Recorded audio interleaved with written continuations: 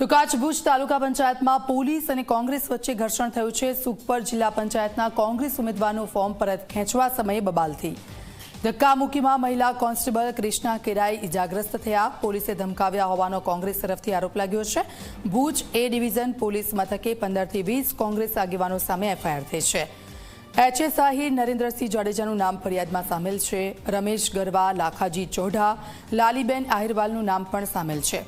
રસિકભા જાડેજા સહિત 15 થી 20 કોંગ્રેસ આગેવાનો સામેલ ફરિયાદ થઈ છે। પોલીસ કર્મચારી ઉર્વિશ રાજગોર બન્યા છે ફરિયાદી। ગેરકાયદે ટોળું બનાવીને પોલીસની ફરજમાં રૂકાવટ કર્યાનો ઉલ્લેખ છે।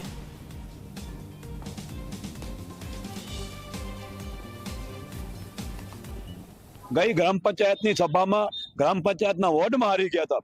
એ મહિલા ઉમેદવારને જીતાડવા માટે, કારણ કે જો લોકશાહીને ઢબે ચૂંટણી થાય તો એ મહિલા ઉમેદવાર ક્યારે જીતી શકે એમ જ નથી। એટલે આ સીટ કોઈ પણ ભોગે ભારતીય જનતા પાર્ટી જીતવા માંગતી હતી અને અમારા ઉમેદવારને જેન કેન પ્રકારે દબાવી, ધમકીઓ આપી, મકાન તોડી નાખવાની ધમકી આપી અને ફોર્મ પરત ખેંચાવ્યું છે।